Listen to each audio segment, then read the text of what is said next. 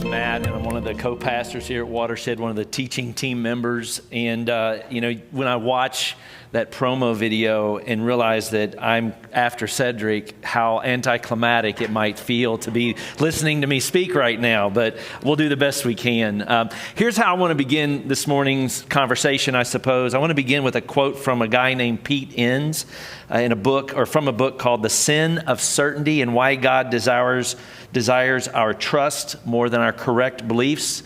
And Enns writes that doubt means spiritual relocation is happening.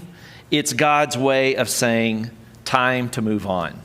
I think part of what happens for someone when they arrive here at Watershed, and what has consistently happened throughout the last 16 years, is the experience, the project of relocation. The recognition that whatever used to be, for a ton of different reasons, just doesn't seem to be working like we had hoped it would, spiritually, theologically. And then now it's time to move on. But then to what end? Like, what are we moving on to?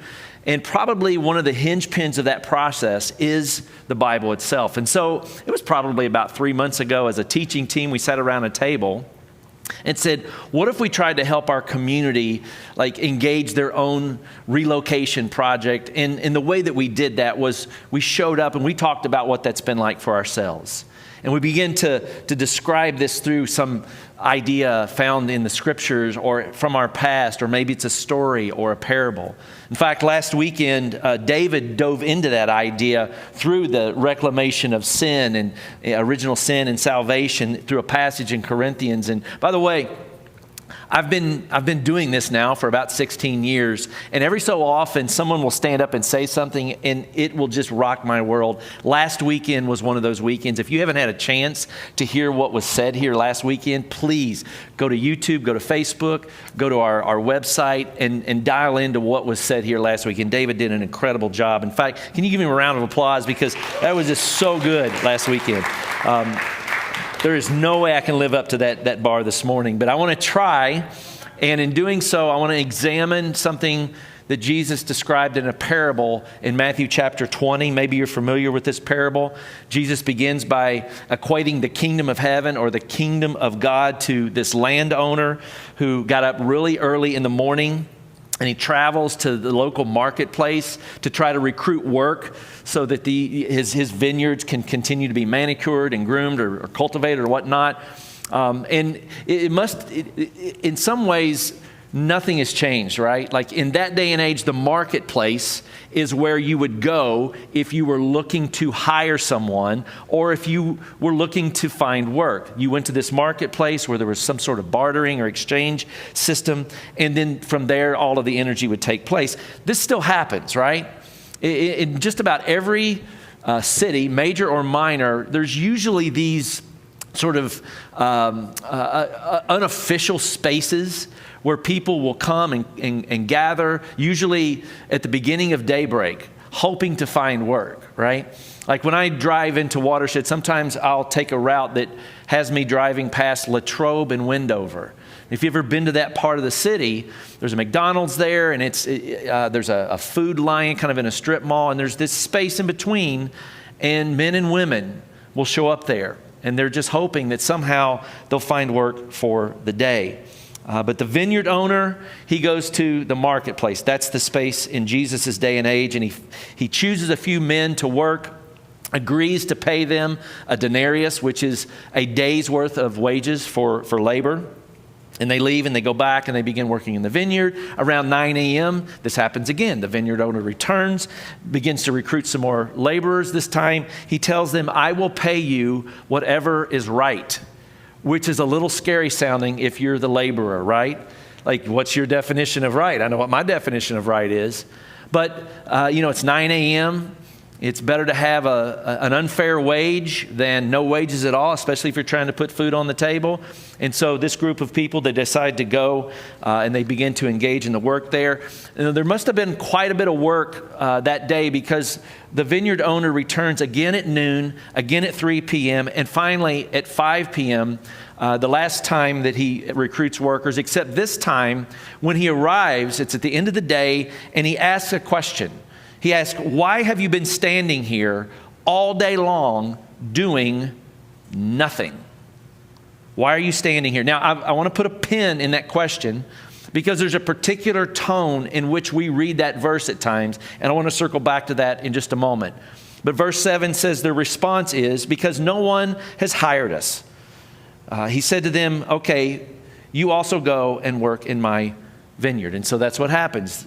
These folks, they leave with the vineyard owner, they go back, they go to the vineyard, and they begin engaging in the work.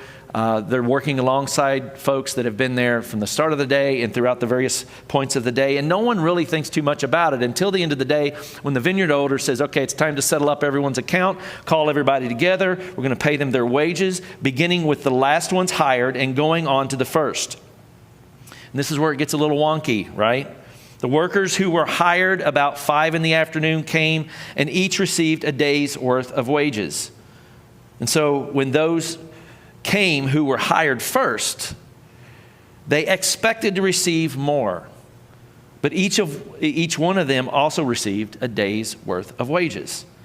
And when they received it, they began to grumble against the landowner. They got pretty upset. These who were hired last worked only 1 hour, they said, and you have made them equal to us who have borne the burden of the work and the heat of the day. But the landowner answered one of them, I am not being unfair to you, friend. Didn't you agree to work for a denarius, a day's worth of labor, or wages rather? Take your pay and go. I want to give the one who was hired last the same as I gave you. Don't I have the right to do what I want with my own money? Or are you envious because I am generous? And Jesus ends this parable with a statement, so the last will be first and the first will be last.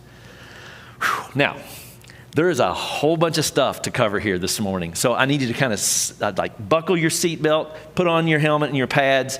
I'm going to try to describe the way that this parable used to be read from my perspective and a way of reading it now that is completely different. When I was growing up in my quaint, precious little Southern Baptist church in the sticks of Kentucky, this parable was a part of a menu of parables that I would often hear. And I was told that this is really a story about what happens to you after you die. Like this is about the grace and the forgiveness that's handed out so that people could go to heaven. And it doesn't, the point of the story and the time allotments is that it doesn't matter when you show up to the game. As long as you believe the right things before you take that last breath, you can be included in the great divine vineyard heaven thing in the sky, and you'll be safe. You'll be fine. And even if it's like on your deathbed, it's going to be okay. So if Grandpa prays on the deathbed and he was kind of a jerk his whole life, it's okay. You can sleep well at night. Like that's literally how that was handed to me. And you shouldn't really care because at the end of the day, like God is God and God is sovereign and God can forgive or accept whoever God sees fit. So on the one hand, it was all about the power and the control and the sovereignty and the generosity of God. But sort of the implication of thinking that way was this individualism that began being rooted in the way that I understood spirituality and a life with God. In other words, this story became about a personal choice that someone would make, namely me, my personal decision, my personal relationship with Jesus, so that God's anger could somehow be thwarted and would garner this unrestrained acceptance, this forgiveness. And so at age 6, kneeling at my bed, I prayed this prayer so that I could escape hell. And many of you have been down that road. And so I would read this story and I would be conditioned to kind of identify with someone based on where they showed up in the time allotment. And I certainly wasn't like a 9 a.m. person or a 6 a.m. person, in that worker time frame. Maybe I showed up at noon in my correct beliefs. Maybe it was 3 p.m. I definitely wasn't a 5 p.m.er, okay? I wasn't waiting until my last breath. And thank God that metaphor was there because it saved me from feeling all of this angst around people that you just didn't know once they breathed their last step. So I could say a lot more about that and traumatize us this morning, but the point being that this story, part of why this story worked was because of my inness. Like I already saw myself as being in. And so there wasn't any real motivation to think about this beyond what had already been handed to me. And yet,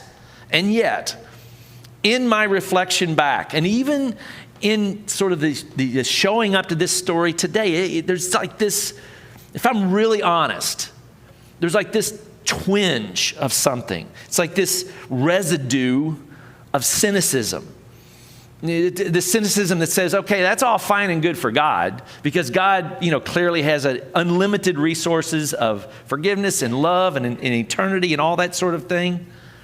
But let's be honest, like, if we rooted this story in the material world, this could never work, right? Like a business owner who functioned this way in the material real world could never survive, right? Like, well, they might survive, but if the way of understanding the way that business and money works is to increase the bottom line, to maximize profit, like, can you imagine shareholders signing on to something like this? Probably not, right? At the very least, maybe you could survive, but probably you would go bankrupt. And not to mention, in the world, if the world really worked this way, at some point, wouldn't the workers like start taking advantage of what was being handed out? Like, why would you show up at the break of dawn when you could show up at 5 and still get the same pay? Isn't there some sort of addiction to the generosity of the landowner? And so, in his book, a guy named Miguel de la Torre, Reading the Bible from the Margins, kind of speaks into this.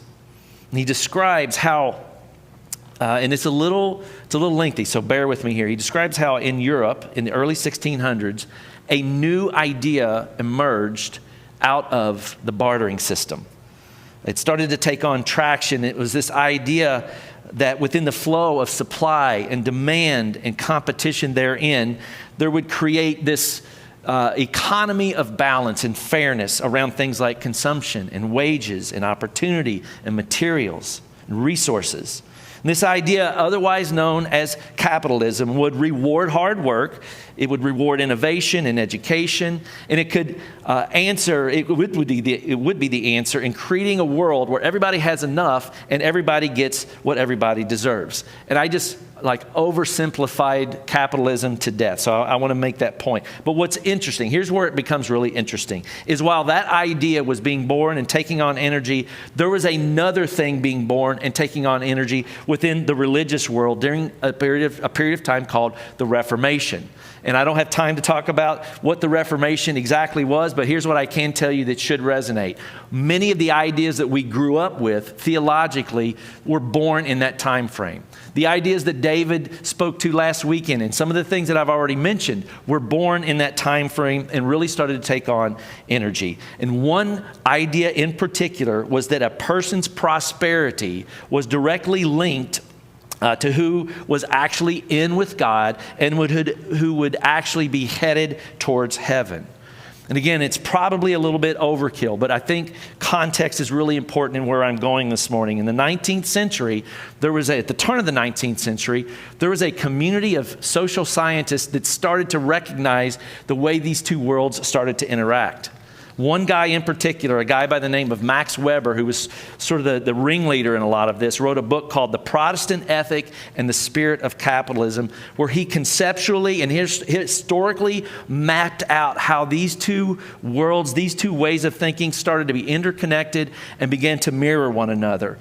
And it was about 100 years ago when this book was written, but it is staggering how relevant it seems to be in reading about it today. If you've ever read James Baldwin, I remember the first time I read James Baldwin, I'm like, did he write this yesterday? Because it feels like he wrote this about what we are going through right now. It's sort of the same experience when you engage this particular work. And I can't obviously summarize the whole book, but there are like these hinge ideas that surfaced in this type of critique of culture and religion, and they're worth mentioning this morning. So the ideas that started to merge together between these two realities: my wealth indicates closeness to God, which means poverty equals God's rejection. The unequal distribution of resources in this world is a special divine dispensation, which, like grace, is distributed according to God's will. Not only do I have a right to my riches as a blessing of God for my faithfulness and glorifying God through my labor, the poverty of others is not connected to my riches, but is the will of God. Even if the impoverished are poorly paid, they are to work to the glory of God, for this is what pleases God. In effect, the exploitation of workers is permissible by making the capitalistic business not a venture for profit, but a calling from God. Now, again, I told you to buckle your seatbelts, right? There's a whole lot going on here, and you might be asking, all right, but where's this going? What's the point? The point is that there are ways of understanding reality that we are living in the current of in this day and age, that whether we realize it or not. Another way of saying this might be that we all read the Bible from a particular social location. And what I mean by that is we have emerged from, or we live within a menu of beliefs, some which we are fully aware of, some of which we are not, that are defined by the company we keep, our ethnicity, our sexuality, our culture, to name a few, but also our religion, our economy, and our political dispositions and assumptions within those lived experiences. That's how we're showing up in the world, but that's also how we're showing up every time we crack open a book and we're trying to figure out what does it mean to relocate ourselves and read this differently, if that matters to you. Which brings me back to verse 6. Remember, I told you I was going to need you to put a pin in that. Why have you been standing here all day long doing nothing? There is a way of reading that carries with it a tone of indictment. Out of this particular location, a location that says everybody has an equal starting point and you get what you deserve. And so, why have you been standing here all day long doing nothing?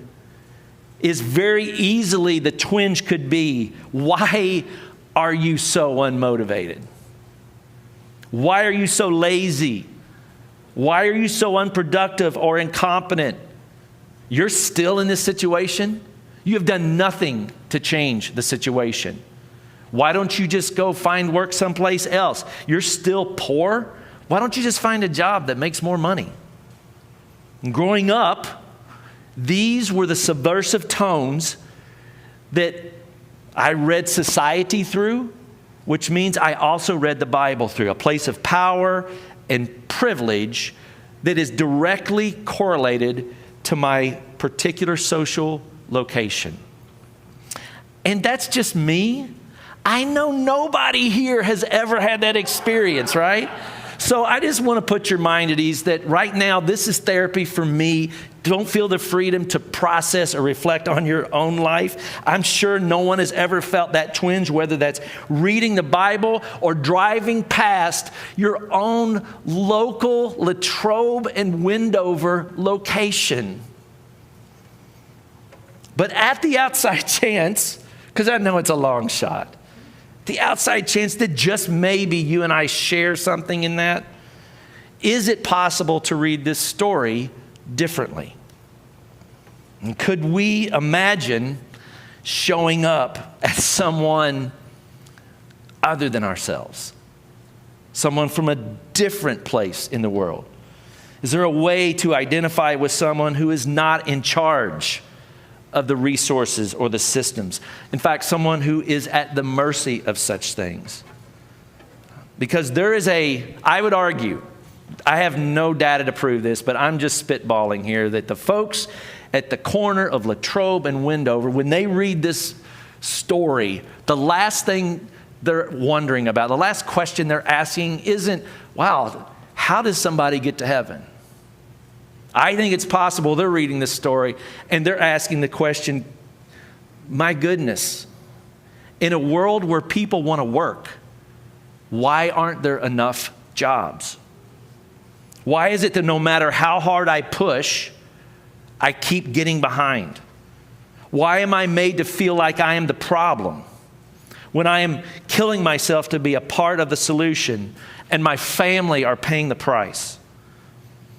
And I really wanted to expand on that a little bit more, but Miguel is so articulate. We're on a first name basis now. He doesn't know that, but it's a little lengthy, but oh my gosh, it is a tasty morsel, and it's worth hearing. And he writes this: for those who are undocumented and accustomed to stand at designated street corners throughout major cities of this country, waiting and hoping for a patron to stop and offer a job off the books to avoid unemployment taxes, the fairness of this parable resonates. For those who are relegated to the ghettos and barrios, unemployed or limited to minimum wage service jobs, the fairness of this parable provides a vision for a just society based on the rule of God. How many of these migrant workers end up working all day only to be paid a fraction of their worth because they're undocumented? How many times has the employer contacted the INS to show up at the end of the workday to arrest the, quote, illegals and get out of paying them for their work? Or how many of these workers injure themselves at the job only to be dropped off at the closest hospital and left to fend for themselves? To read this parable from the margins, key point there, from the perspective of the poor, is to recognize that the vineyard owner, that is, the employer, has a responsibility towards the laborers, a responsibility that goes beyond the traditional capitalistic thinking defines as just. To read the text materially is to realize Jesus' awareness of the laborer's plight. Poverty is usually defined as a lack of resources, specifically money. Yet poverty's dysfunctions encompass a higher likelihood of failed marriages, a higher susceptibility to illness, a disease, sickness, a greater likelihood of having children who will not complete high school, a higher probability of having children who have difficulties with law enforcement agencies, a greater chance of being a victim of a crime, and a shorter life expectancy. Thank you. Why have you been standing here all day long? When you start to include a voice that is outside of your social location and you exist in the social location that is the norm, that is the place of power and privilege, do you see how a rereading of this question ruins you in all the best ways? It also completely transforms their response, doesn't it? Because no one hired us. Not because we're incompetent. Not because we're undeserving. Not because we're lazy. Which is by the way, a racist trope that's not only from the fusion of capitalism and fundamentalism, but white supremacy. Nope. Why aren't you working? Because no one hired us. No, the system doesn't favor us. It favors the wealthy and the powerful because the system perpetuates a normalcy that's incapable of generating the work. This is how it was always explained to me by my Sunday school teacher. Mrs. Webster would really break open a can on this passage, you know. No. I was never taught to read something like this from that perspective, which makes sense because, and this is probably not new information, but 99% of the world's theology is not generated from the margins, which is ironic since this whole book was written by people from the margins. Instead, it was generated out of this white, Eurocentric, male, straight, Victorian period of time that we often put that up on a pedestal and go, that is literally the way God thinks.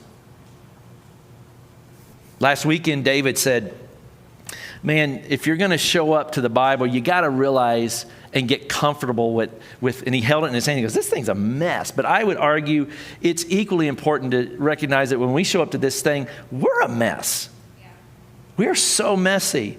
We're way more compromised and conditioned by our social location than we have the ability to see or have the capacity to admit. And so in light of this, in light of its influence, are there different ways of arriving to the text that would be worth considering this morning? And this is just a couple. There are way more than this. But the first thing that jumps off the page for me is, what if we stopped searching for answers in the Scriptures and instead search the Scriptures to see our neighbors?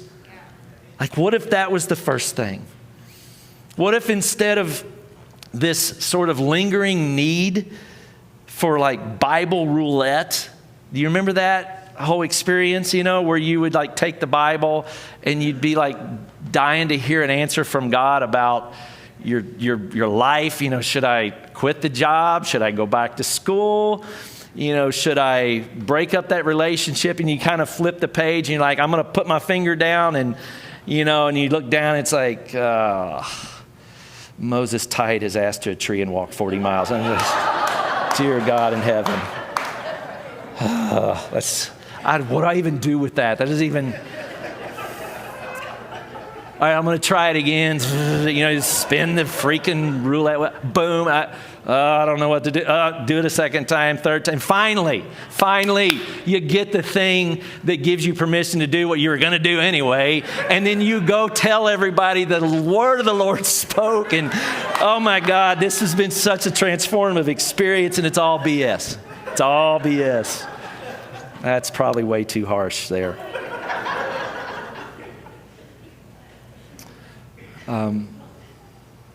Jesus spoke as a marginalized person. And he spoke on behalf of his marginalized community to the powers that be. His whole deal was saying, look, the power and the greed and the corruptness, your social location continues to make this whole other group invisible and disposable. And this is not what God had in mind. And if God were really in charge versus allowing us to have so much agency, the world would be different. At one point, he says, the greatest commandment in all this is love your neighbor as yourself. And the second is equal to it is this love of God with all your heart and soul and strength. And it's like encoded within the Bible itself is this radical invitation to socially relocate, to see and connect communally and relationally to the world through the life and the perspectives of those who do not share your social location, or more appropriately, the dominant social location. And here's the thing that I think's the kicker at 55 that I'm only, feels like I'm barely grabbing a hold of, but that when you start to see and hear and identify with your neighbors, you don't have to keep looking for God in the Bible. You just stood right in front of God. It's not so much the words of a book, but the experience and the love for and from another person. What if we stop searching for answers, stop searching for God, and instead searched the Scriptures in order to see our neighbors? And finally this is not unique to my community, but growing up in good old Williamstown, Kentucky, which my son insists I say incorrectly. It's not Williamstown, it's Williamstown. That's a whole point of contention. But we used to say, you can take the boy out of the country, but you can't take the country out of the boy, because I grew up in the country. In other words, old habits die hard. There's neural pathways that have been formed throughout our entire lifetime from this particular social location in which we have existed. And you don't reprogram things that have happened over a lifetime overnight. Because you can intellectually be in a place and stored in your body are still those dispositions through guilt and shame and fear. Some of you are still ashamed that you show up to this church every weekend. Like, my parents, they're glad I'm in church, but I don't know if they're so glad that it's this church.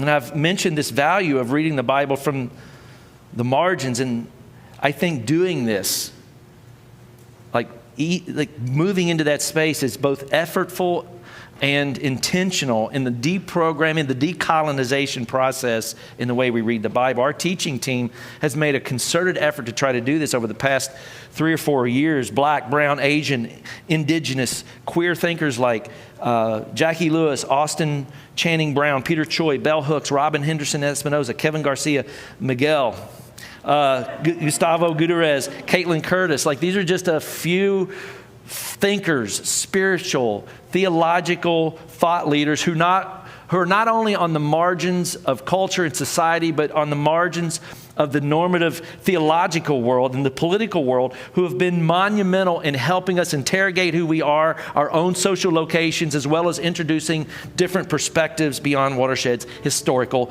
normal. Another way of saying this is diversity freaking can save you from yourself. Diversity can... That still just doesn't feel normal to me.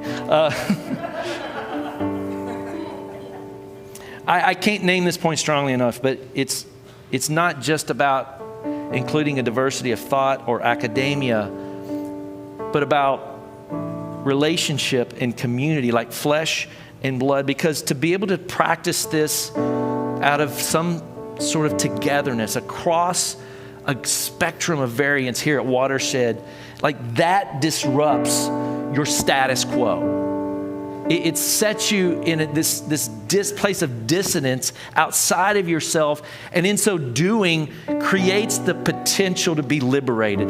That is a lived experience, not just for myself, but for this community. It's the potential to be liberated from our places of certainty, our addiction to power and complicity, and into a way of loving as though a different world is possible today. See what I did there? For those of you who are new, our kind of mantra or mission here is Watershed as a community, awakening, struggling, and loving as though a different world is possible today. And so Watershed as a community, as a group of friends and relatives and journeyers, as saints and sinners, for those who continue to place importance on the scriptures, may the doubt around our past religious understanding and experiences be a call into the project of relocation. May we embrace the idea of a God who would say it's time to move on to something else. Not so much time to move on away from God or even away from the scriptures, but away from its use as a weapon or a way of securing security or certainty and power, and towards a way of being that loves our neighbors well, invites us into the pursuit of justice, and calls us to love radically a world that is in desperate need of such things. Amen. And thank you for my rant, or thank you for allowing me to rant this morning.